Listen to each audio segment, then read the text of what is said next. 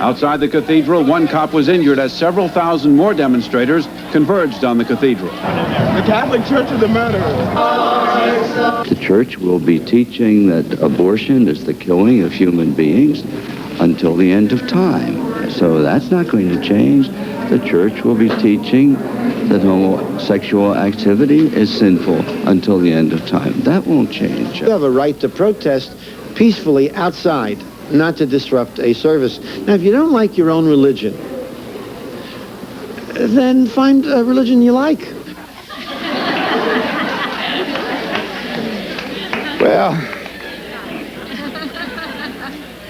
Well, here they are, the people at the center of a very, very important political movement underway in America today.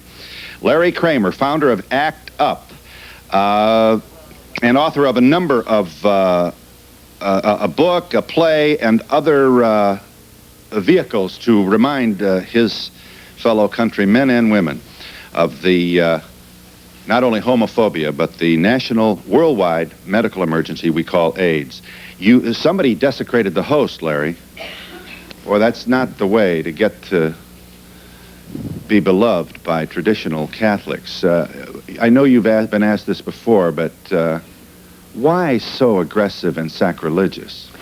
We're 10 years into an epidemic. We're with our second president who doesn't give a damn.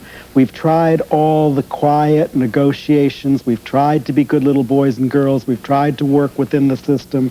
There's a new AIDS death every half hour. We are forced into this position, quite frankly, Phil. At this point, we wanted to be friends with everybody. At this point, we just want to raise the issues. We are dying. Mark Harrington is to your left, Mr. Kramer. You're an ACT UP member, a Harvard graduate. Mark now works for ACT UP full-time, dealing with medical issues and responsible for getting a lot of drugs released. What are the issues? The issues are basically that under the Reagan and Bush administration, there hasn't been enough money given to health care overall, and especially to AIDS education and AIDS treatment research. But you can say that if you've got heart disease. But this is a transmissible virus. It's a little different from heart disease. Something is spreading around that grows exponentially every second. There's a new HIV infection in this country every half hour. That doesn't happen with heart disease. Well, what is your... We're not competing with heart disease. You are Ann Northrop. You're an ACT UP member. We should say that you have been a working journalist for about 17 years, most recently with, you were a producer for the CBS Morning News.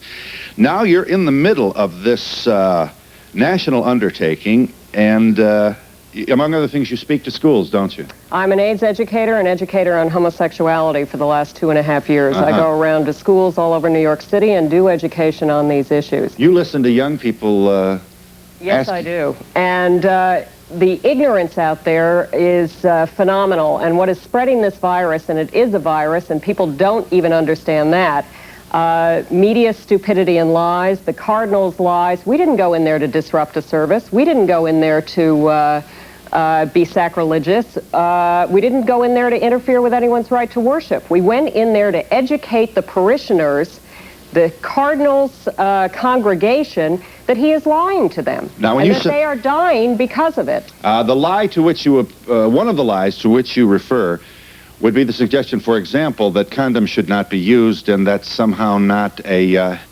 The lie is that condoms don't work. The lie is that monogamy will protect people. The lie is that homosexuality is evil and sinful, but mostly it's women in the South Bronx who are getting infected with this virus because the Cardinal tells them that monogamy will protect them and that they don't have to worry about protection with their husbands who are out sharing needles and bringing home the virus. And they are monogamous with a husband who is HIV positive and therefore capable of catching it, even while obeying the Cardinal's admonition not to use condoms. Exactly. I get it. And the Cardinal's condemnation of homosexual behavior is merely traditional and, in your view, homophobic and none of his business, I provokes suppose. Violence against gay people, is a lie, is, we just had a gay man killed on Staten Island by people running down the street calling him queer and faggot. And I charge the Cardinal with some of the responsibility for that by putting out this lie about gay people. The irreverent, the vulgar euphemism used to describe the recurrent violence against gays is fag bashing. Right. I assume you see, is there more of that now? You're quite right. An allegedly gay person in male in Staten Island, the guy stabbed him several times. Mutilated. And violence against gays and lesbians has increased threefold since the AIDS epidemic has begun. We have to look at that, and we have to say there's a reason for that. And we feel that the reason is the AIDS hysteria, that there has been no leadership in the AIDS epidemic. Ignorance. There's been ignorance. The media, the printed media has fed upon fears, has flamed all of our fears about AIDS, and the medical establishment and government has not come forward and told us explicitly, we know how it's transmitted. We've got to talk about the issues involved with AIDS and how to combat it, and it's all due through education. We've got to start educating ourselves. There's still no one in charge. Bush is in office in 5 seconds. He puts someone in charge of the savings and loan scandal. He puts someone in charge of drugs. 10 years in epidemic, millions of people infected. Still no one in charge of AIDS. What kind of a president? That is spreading out of control because George Bush and the American people are afraid to talk about sex. Not only that, but we also have the Catholic Church. You have the Roman Catholic Church willing to open hospices, willing to have beds that will help us, that will be there as will be our final deathbed as we die. Yet they have the information. They have parochial schools where they can disseminate information to our children that could tell us how to stop this epidemic. Yet they do not do that. The Catholic Church is providing beds for AIDS victims to die, but no information regarding saving lives. Exactly. I get it. And it's not providing adequate treatment for people in those beds, using those as warehouses of death rather than as places for education and treatment. On top of all that, who pays for these beds? They get funding from the state government. It's tax money that goes in there. The Catholic Church is not paying if it weren't for AIDS patients. Now let me, first let's, is Wall Street ready? I want our viewers to know just how very, very political these folks have been. Here's the Peter. You're in this one. Yeah. You better be. You worked there, didn't you? What'd you do? Here you go. I believe you're inside, are you not? Chained to a. This is a different demonstration, but it is Wall Street. Among the issues raised at Wall Street. That's Ann. That was Ann? That was Ann. There you were, Ann. I didn't recognize you in the reclining position.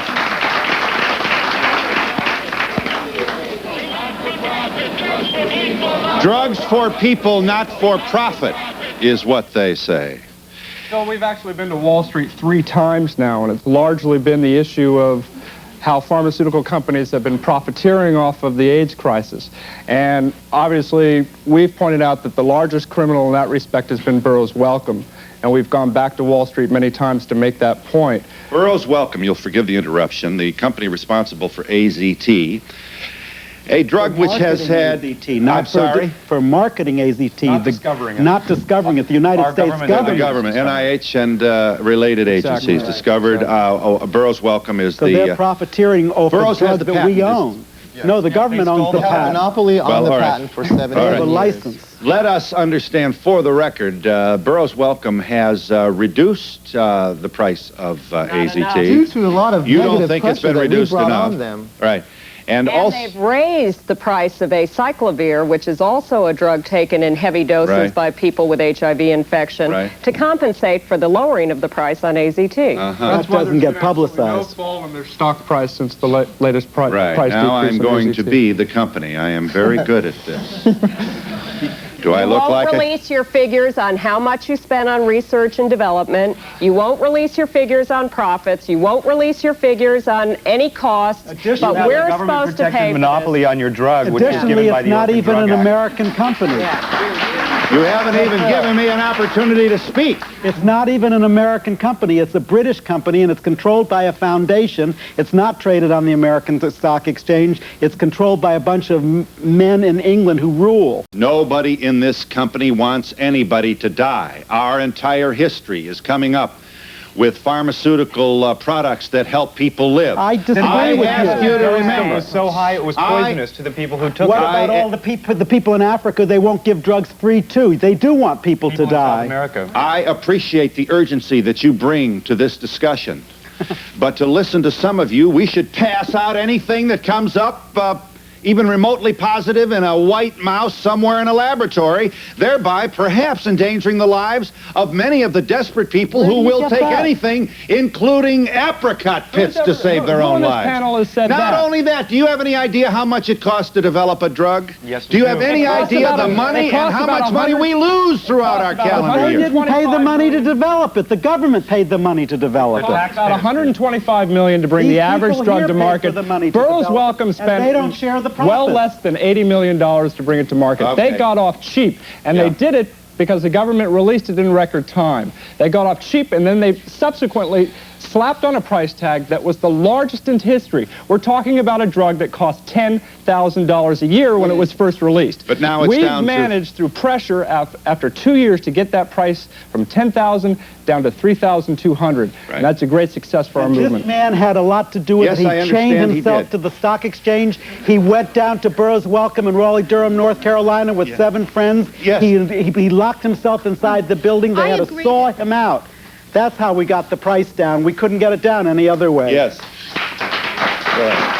I agree that they should be able to get any drug that they want. Tell them that. I agree that you should be able to get any drugs that you want, even apricot pits. I don't care, because I think you have to make your own decisions. But I'll go one step further.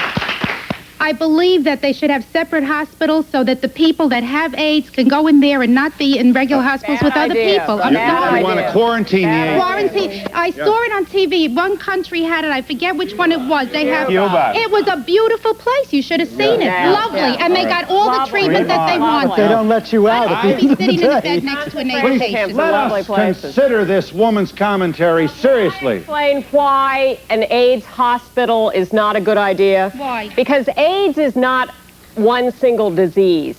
AIDS, which is a very bad word to use and is the source of a great deal of misinformation, is really HIV infection, a virus that eats away at your immune system so that you become vulnerable. I don't want to catch it when I go to the hospital. I don't want an AIDS patient next to me. You don't catch it in the hospital. Look at the doctor that died because she cleaned the bed. Not died. She got... From a bed. Yes. We have a physician who pricked her finger on trial here in New York as the plaintiff suing the hospital. Is leaving the hospital that he works with because of a lot of AIDS hospital. Are you going to be cleaning beds when you go to a hospital? First of all, I thought you'd be in one.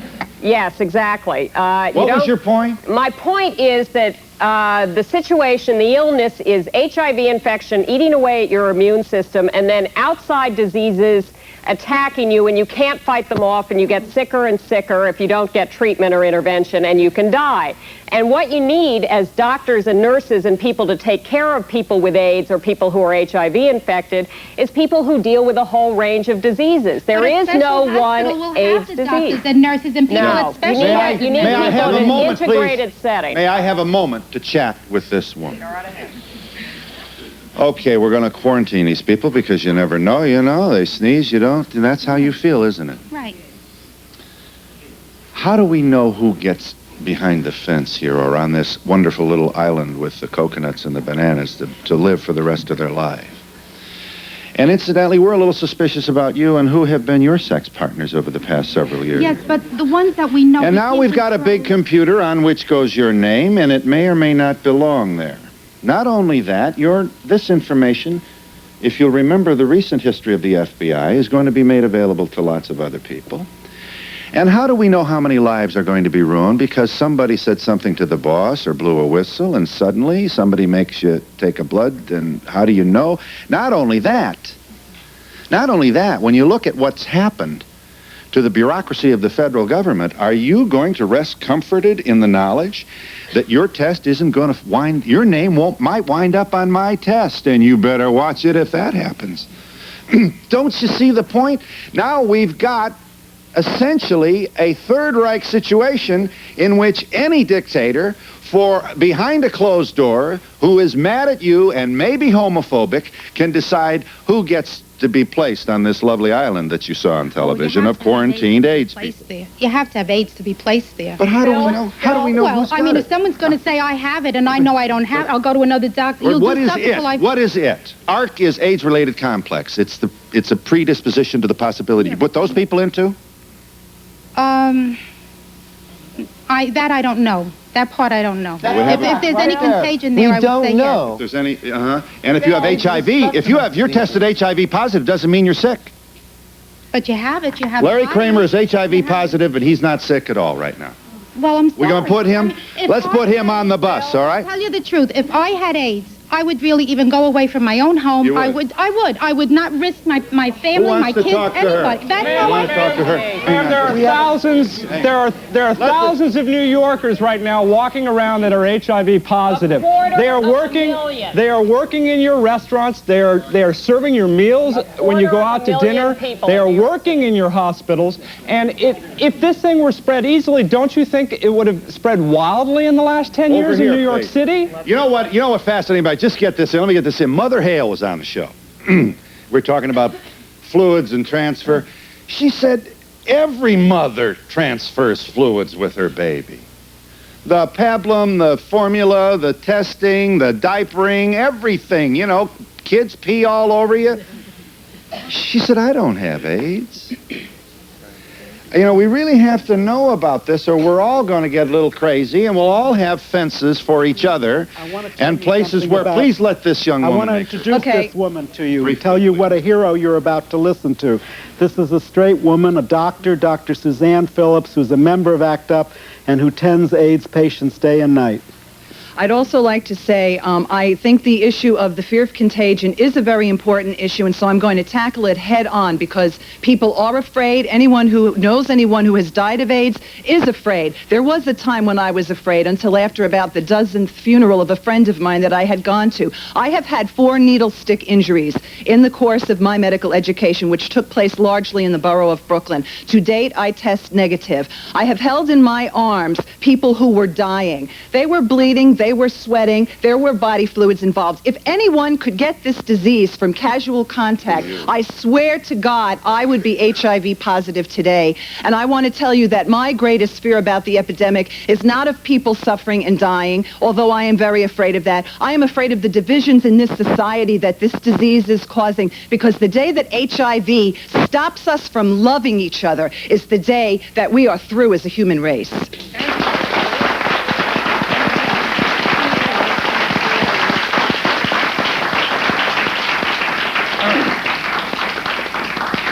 I'm certainly pleased to see the hands going up in the studio audience. We're ready. We're not going to hell. We do give a damn.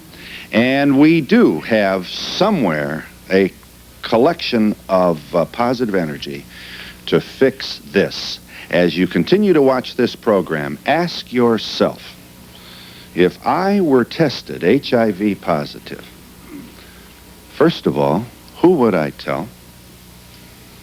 Secondly, what drug would I take, in what dosage, and at what cost?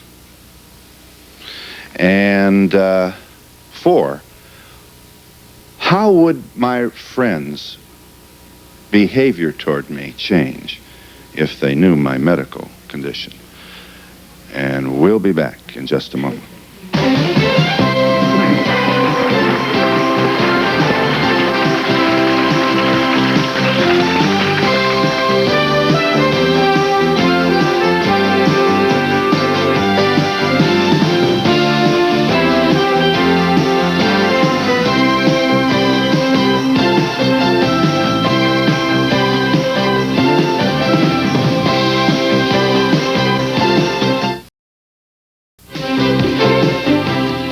ACT UP is the AIDS politically active AIDS Coalition to Unleash Power. Unleash Power, thank you. Incidentally, if you're dying, what's all the bureaucracy? How many white mice do you need? And what is, it's called compassionate use. In other words, the government says, okay, you're dying, as long as you don't blame us, if you die, if you take this. But they don't always do that. There's a 5-year-old in Manhattan who can't get a drug called DDI. DDI is a new drug that's a replacement for AZT. It's not as toxic. But this little kid, his parents would have to drive down to Bethesda, Maryland if he was going to get this drug.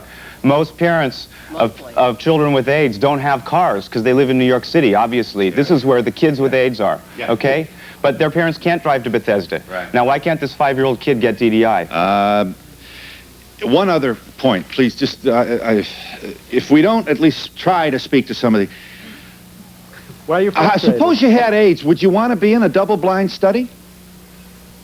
They don't know what... How do you know you're not the placebo? So they're giving sugar pills to a guy who's dying so they can figure out whether it works. So the end point of the experiment would be that he dies of AIDS, develops and dies of AIDS, and then the experimental trial is considered a success because they have one group that they can measure the drug effectiveness, they have another group getting sugar, water, pills. That's what they did in Nazi Germany. And the whole problem is people think the issue is some magic cure or vaccine. The issue is treatment. We're never going to have one magic bullet because this is a complex situation with complex problems. People who have HIV infection don't just take one drug, they take 3 drugs or 7 drugs or 15 drugs. It's a complex thing that has to be treated in a complex way, and the future of this problem is going to be normal lifespan infection managed on a daily basis, like diabetes, and that's where we're headed now. It's already available. It Dr. is. Samuel It's even more complex. And the management of this complex virus and the undermining of the autoimmune system is not one pill. It's a smorgasbord of pills. Yes. But most of which are available and most of which we can't get. I know, but nobody knows in what dosage and Why are you how so often and whether Bill? the bloodstream. Let's at least understand. We do know some of the dosages. We do know things that work. The problem is access. The problem is that this woman wants people locked up. There are 250,000 people in New York carrying this virus. Does she want 250,000 people locked up? Yes. Now, I'm just asking you to speak to this. What about in New York? In New York, 72% of people with AIDS are people of color. And now we're talking about a drug trial where drugs are available, right? But first, they must have your own private physician, must enroll you in that trial and monitor you. If you are a woman of color and you have 5 kids and you cannot get to that drug trial, what chances are there for you to survive, to get this drug that we're talking about? It's fine, but there are other issues involved here. Other issues of access to health care that points up the deterioration of the healthcare system here in New York City and nationwide. Yes, it does. So you are working very hard, swimming upstream, crawling uphill on an icy slope, because you are not only trying to get remedy for as isolated and politically victimized a group of people as there has ever been, but you are doing it within a system that is, generally speaking, over the broad range of its scope, in the toilet as well. Americans' healthcare system. And has been for years. And we are not only not fighting with other diseases, we are fighting for everybody. Cancer people have been in the same situation, no access to drugs, not enough development. Yeah. We are fighting now for national health insurance, total access to health care as a right for all Americans. Yeah. And what we are doing, we just happen to be the angriest. And why is everybody that? should why be out that in the happen? streets? Because they were experts. The medical establishment is the experts. We want them to come in and solve everything. The government should have worked on this, initiated programs. There should have been an AIDS czar immediately. It didn't happen. We stood around looking, waiting for the government to respond. And then we realized that we have the power to become the experts. We can gather this knowledge ourselves, and that has empowered us. And sometimes we have to take that knowledge that we have accessed and investigated, and we take it to the streets.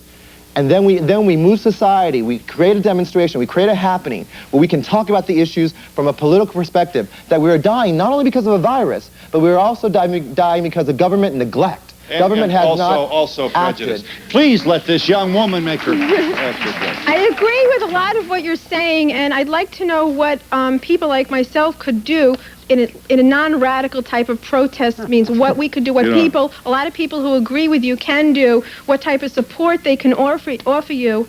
And do you know what AIDS is? AIDS is, there's HIV positive, which means you don't have AIDS. Do you know how you get it? Through transmission of body fluids. And what's the normal way? You know what body fluids? There are only certain body fluids that transmit it.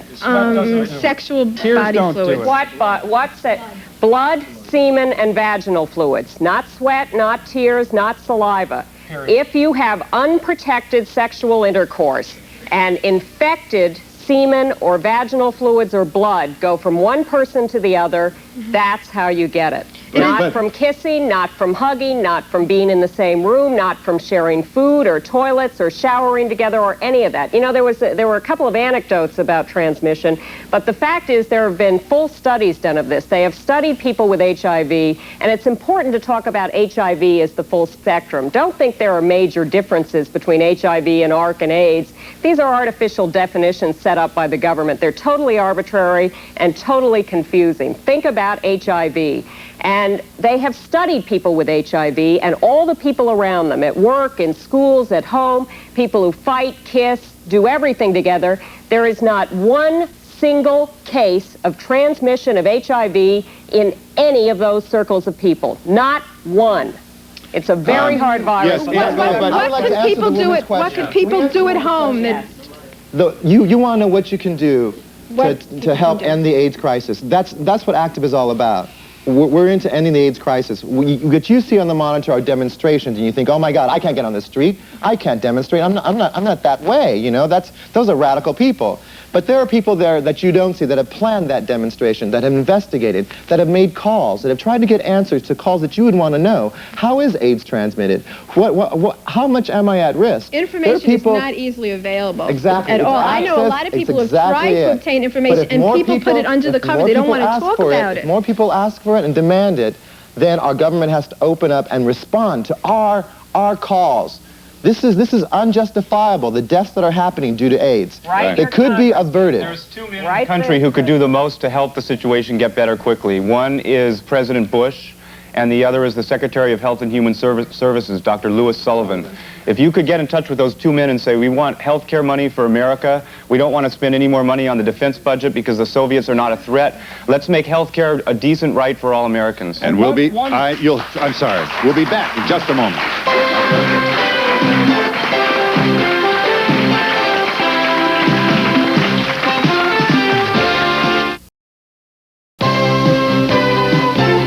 To be part of the audience, write Donahue Tickets, care of NBC, New York, New York, 10112.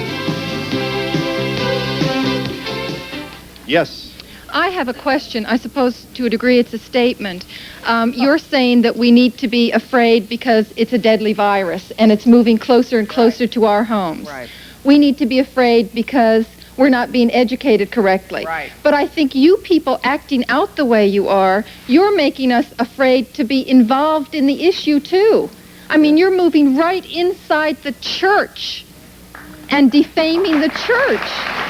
How do you think we are going to want to reach out and support you when you're being so abusive? You're Catholic? No. Oh. How much? We're not angry. We're not angry at Catholic people. The Catholics can use a few good friends like you. Catholic people agree But with here's this issue. But do you know what the Cardinal said? Well, yes, I understand that, but I think their action is wrong. Stay outside the church, be very vocal, get out there with pamphlets, move into the schools. I wonder whether you would have heard of our organization if it would have been. It now seems to be on the lips of every single New Yorker. They want to know would Phil have had this show if they hadn't invaded the church, not what happened outside. If we had stayed outside, you would never have heard of us. There were 5,000 people outside the church. You did City Hall, and you were on TV. Let us also understand that Mass at 10:15 on Sunday at St. Patrick's is not the holiest of holy situations. This is a tourist attraction. There is a gift shop, There is a gift shop. Excuse me. I want to know how much this woman would have supported us. People to go out there and do your education program in the schools. I'd join you immediately. As a Catholic in questionable standing with my church, I feel obliged to say, for the sake of our conversation and with no lofty presumption of moral superiority, you're getting nowhere if you somehow try to suggests that St. Patrick's is not quite as Catholic as most churches are. That isn't going to... It can be a Catholic church. It can be a synagogue, a Presbyterian church, whatever.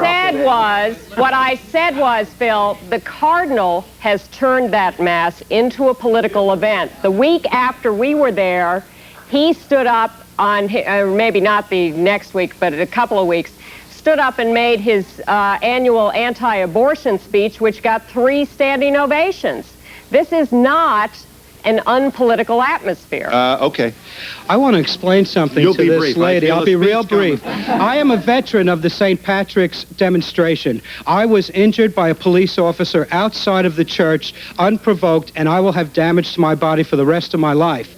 And I want to point out to her while you speak, show him this again, Brian. Let me just see this video one more time. The act inside the church may have been the act of one person who was acting out of what he felt was right, but there were 5,000 people on that street fighting for one thing, for the Cardinal to wise up and teach his parishioners about AIDS and about how not to die. And that's the reason that we were demonstrating at St. Patrick's. We didn't all go inside the church.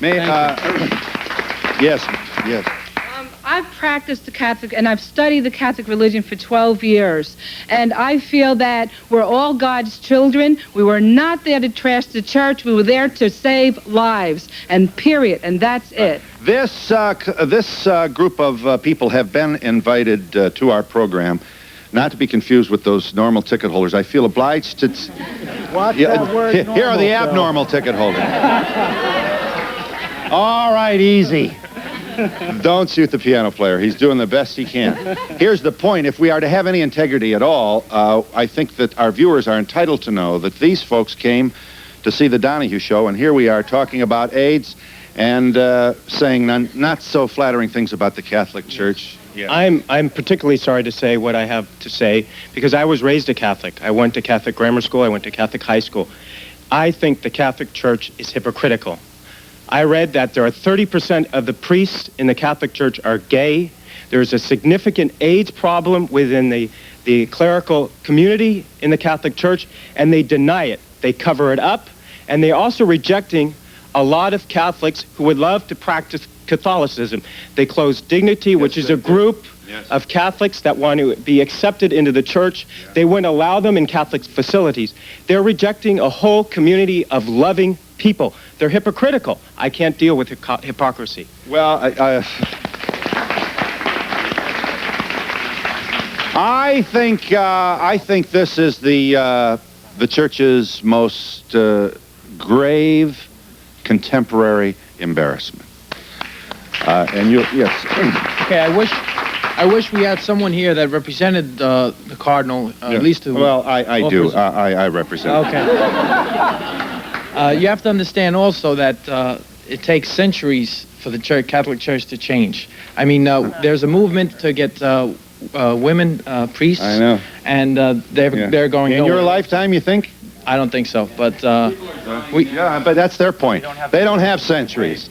They don't have. You've been very patient, my good woman. Generations to change the FDA, and we've turned that around. As much as I think that the Catholic Church is a little bit strict, I must say that if you were following what they preach and not having homosexual or taking drugs, nobody would be in this situation. If nobody was shooting drugs... Practicing heterosexuality has an obligation to follow the Catholic teachings. But where did it come from? It came from homosexuality, not heterosexuality. This virus has no morals. This virus does not have morals. It is transmitted like any disease. And prostitutes and people. Well, that's the main population who have it, isn't it? It's a heterosexual disease in Africa. I don't know if all the people I know who've had it are homosexual or junkies. Tell me why 95% of the people who have AIDS in Africa are heterosexual. Does that mean heterosexuality is evil? Maybe in Africa, but that's not the case here in America. Play different rules with one country to the next? No, but if my understanding is correct, didn't it start in Africa? Did it? No, where? I thought it started in Africa. So there, where there's mostly heterosexual, that's how it's going to get transmitted. Right.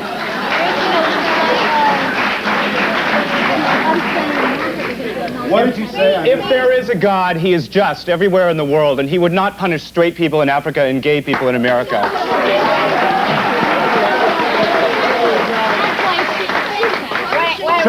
Show them whatever you want. This is a perfect example of the miseducation and misinformation that's out there. Yes, it is. There are new viruses in the world every year. We don't have the faintest idea where they come from. At the moment, we have a new flu virus, A Shanghai, that we're fighting. There are new flu viruses in the world every year. We don't know where this virus came from. Americans think it came from Africa. Africans think it came from Europe. The Russians think it's a CIA plot. And right now, Asians are blaming American servicemen. This is a virus. It is not who you are. It is what you do. About some of the good things that ACT UP has done. Some yes, of the you really can, Larry, positive but things. Larry, I appreciate how the AIDS drugs that the people me. with AIDS get are there because of us. How this man here has helped reduce the time for drug approval at the FDA down from 10 years down to 3 years, down to 1 year. The drugs are out there because of ACT UP, because we do those demonstrations, because we have made people listen to us. And this is the only way after... I was on this program in 1981. Phil did the first program about AIDS anywhere in the world. I'm on it 10 years later, and I'm still saying the same thing. And you're reinventing You are not listening. We have to go out there and do this.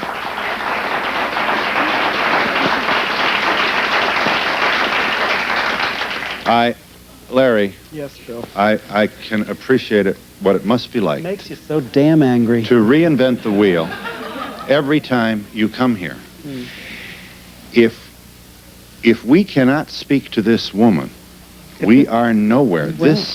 Here is the agony, and I suppose we shouldn't, upon reflection, be surprised that prejudice does not go away on the occasion of one Donahue show, however powerful may be my platform.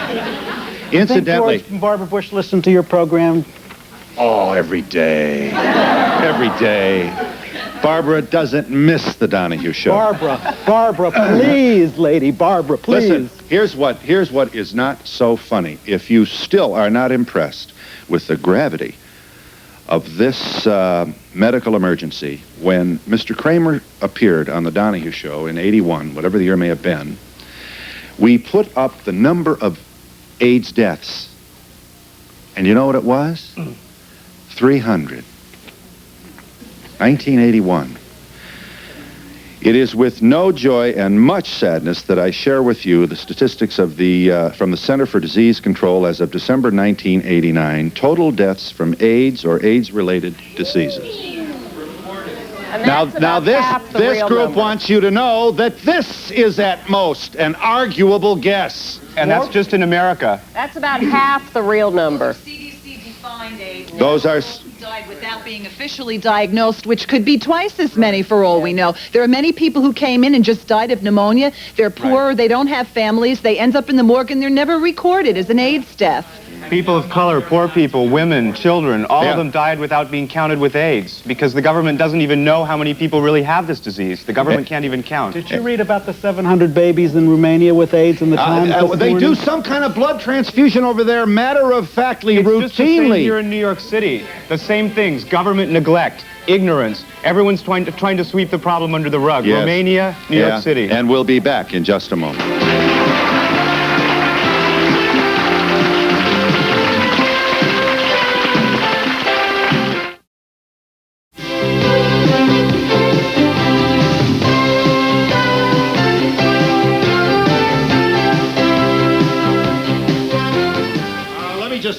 Here are folks who are entitled to a plug. I'll tell you what, nobody's getting rich, and there's no missing money in this outfit. This is ACT UP New York, 496A Hudson Street, Suite G, 4 New York City. Zip there is 10014. Incidentally, these folks have, among other things, developed...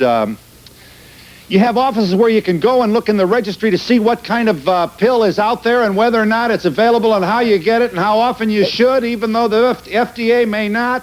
We've gotten out 6 drugs in the last 1 year, and one of those drugs is keeping thousands of people's eyesight. Tell them about that.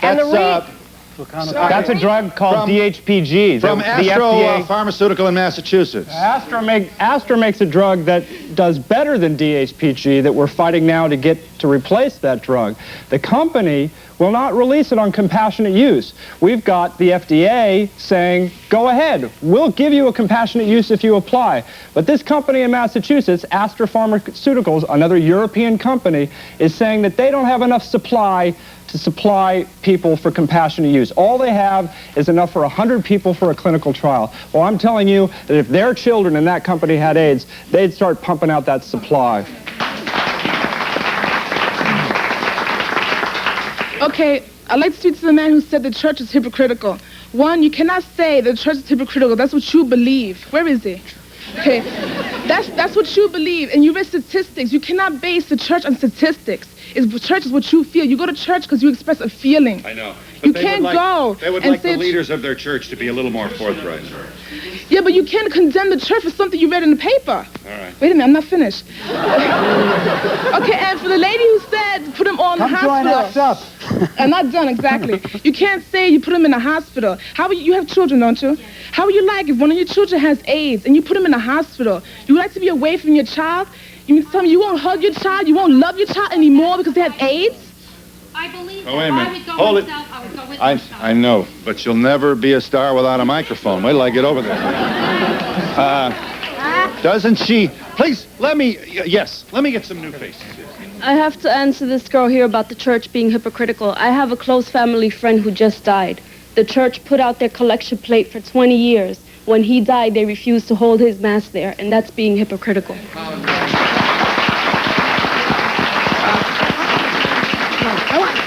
First, I want to say that I'm familiar with Larry Kramer, but through the books and the band played on. You read about him in the band played on. Yes, all right. Now, and the thing is that I support the GMHC. Now, when I saw what they did in the cathedral, I almost changed my mind about supporting the GMHC, but fortunately I still do. But to get back, how did I start this? She wants the colony. She wants to quarantine. The quarantine. No, you said something else I was going to speak about. Something about the church, anyhow. But we have a very conservative cardinal and a very conservative pope, so nothing's going to change in our lifetime. We all know that. Our point is not to change the teachings of the church, much as we might like to. The church is free to say what it wants to say, but my point is to tell the parishioners, to tell the congregation, the facts that they're not getting from their church. But you're looking for sympathy now. No, wait a minute.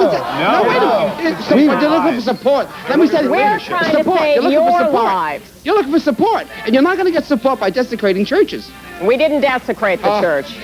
All right, I've got a break. We'll give you all a chance here in just Church action did more good for ACT UP than any other action we've ever done. It's also interesting that the cardinal is willing to break the rules when it's convenient to him. He has just ordained some married men as priests who are currently married and having relations with their...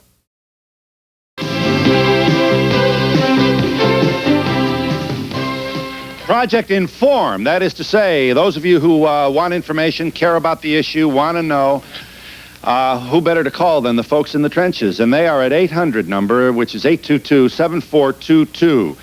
I am pleased to call your attention to this account of the making of an AIDS activist. This is Larry Kramer's contribution to your library about an issue that is certainly involves all of us. Reports from the Holocaust is its title, ma'am.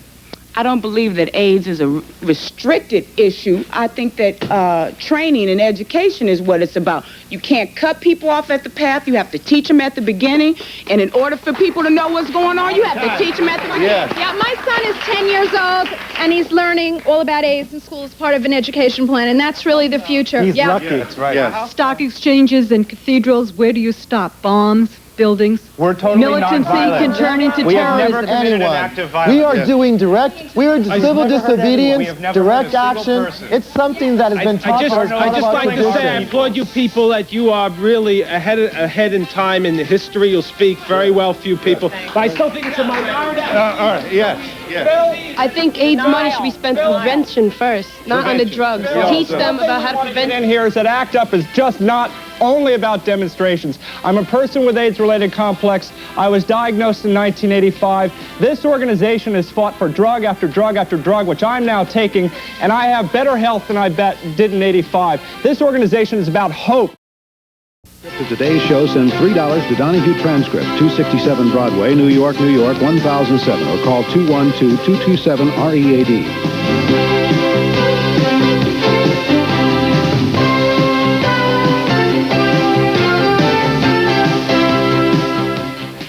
Thank you, News Center 4, New York, for allowing us to use your tape. Larry, we're back. Yes, sir. Yeah, I want to quickly respond to your comment about, briefly about them using sympathy. The church should be an educational outlet for people.